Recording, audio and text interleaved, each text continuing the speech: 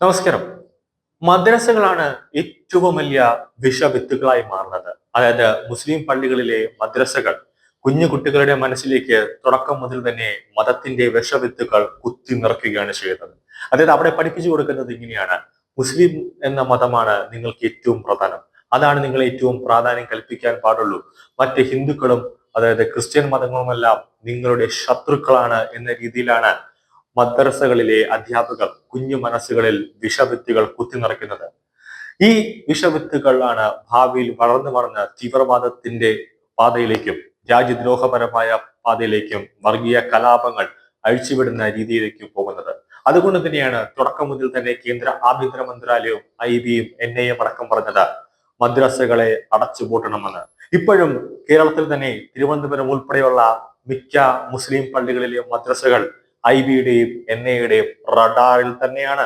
100% അവർ focus ചെയ്യുന്നുണ്ട് അവിടെ ഏതെങ്കിലും അധികൃതമായ രാജ്യദ്രോഹ പ്രവർത്തനങ്ങൾ നടക്കുന്നുണ്ടോ എന്ന് 24 മണിക്കൂറും അവർ കണ്ണും നട്ടും നോക്കിയിരിക്കുകയാണ്.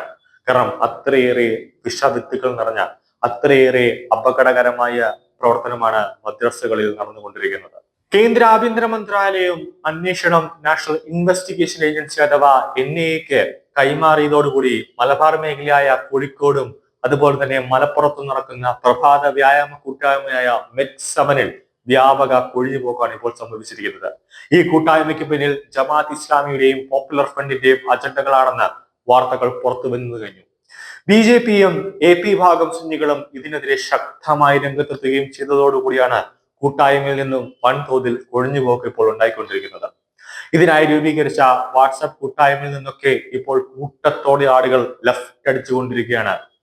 മുമ്പ് 100 പേരെ വച്ചൊക്കെ നടത്തിയ പ്രഭാത പരിപാടികളിൽ ഇപ്പോൾ വെറും 5 or 6 പേര് മാത്രമേ ഉള്ളൂ. ആളുകളില്ലാത്ത അവസ്ഥയാണ്.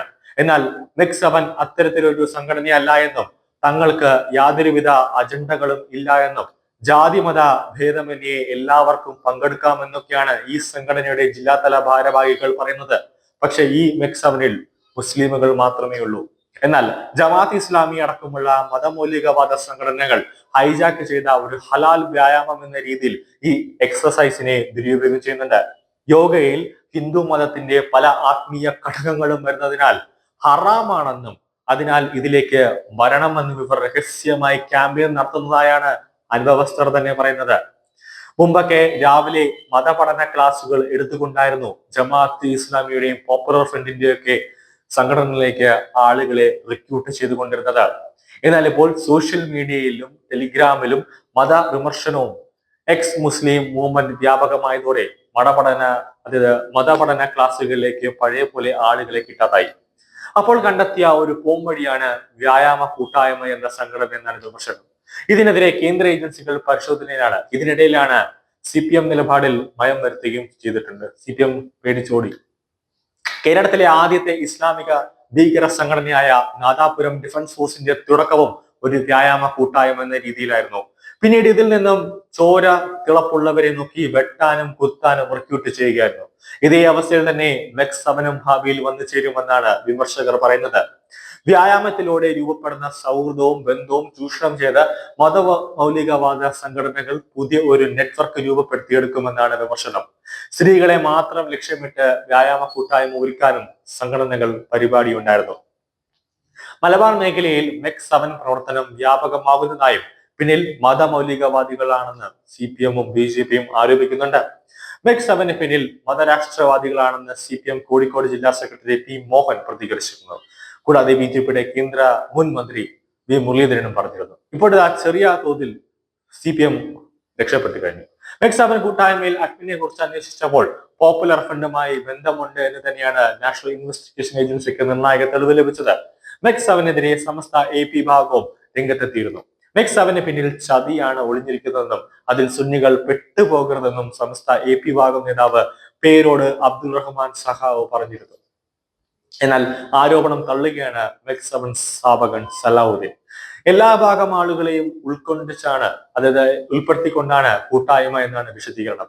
എന്താണ് MET7 കൂട്ടായ്മ എന്ന് ചോദിച്ചു കഴിഞ്ഞാൽ, ഇന്ത്യൻ പാരാമിലിറ്ററി സർവീസിൽ നിന്ന് സ്വയം വിരമിച്ച മലപ്പുറം കൊണ്ടോട്ടി തുറക്കലിലെ P. സലാഹുദ്ദീൻ തുടക്കമിട്ട ആരോഗ്യ പ്രസ്ഥാനമാണ് MET7 അഥവാ മൾട്ടി എക്സസൈസ് കോമ്പിനേഷൻ. സ്വന്തം നാട്ടുകാരുടെ ജീവിതശൈലി രോഗങ്ങൾക്കുള്ള പരിഹാരം എന്ന നിലയിൽ വ്യായാമ മുറകളുമായി സലാഹുദ്ദീൻ നാട്ടിൽ 2012 മെക്സവനെ തുടങ്ങുന്നത്.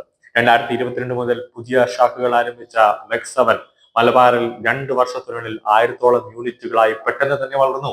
പക്ഷെ ഇപ്പോൾ വിവാദമുണ്ടായതോടെ മെക്സവനിൽ വലിയ കൊഴിഞ്ഞുപോക്കാണ് ഉണ്ടായിരിക്കുന്നത്.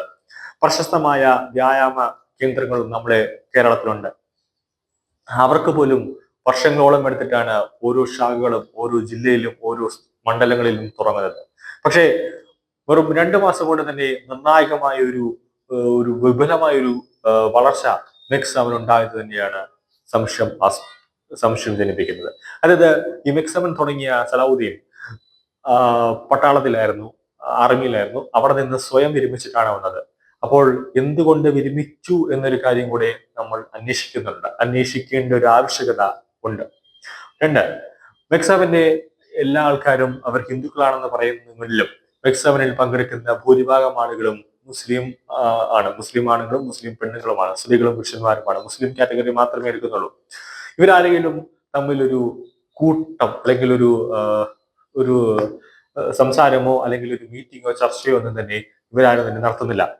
പണ്ട് നാദാപുരത്ത് നടന്ന ഡിഫൻസും ഇതുപോലെ തന്നെയാണ്. ഒരു സംഘടന രൂപീകരിച്ചിട്ടാണ് പിന്നെ അതിനുശേഷം അതിൽ നിന്നും ആളുകളുടെ ഈ ഹലാൽ രീതിയിലേക്ക്, അതായത് തീവ്രവാദത്തെ പ്രോത്സാഹിപ്പിക്കുന്നതും വെട്ടിക്കൊല്ലാനും അങ്ങനെ ഒരു വലിയൊരു തീവ്രവാദ സ്വഭാവമുള്ള ആളുകളെയാണ് പിന്നെ അവർ IS-ലേക്കും അതുപോലെ തന്നെ പോപ്പുലർ ഫ്രണ്ടിലേക്കും ഒക്കെ റിക്രൂട്ട് ചെയ്തത്.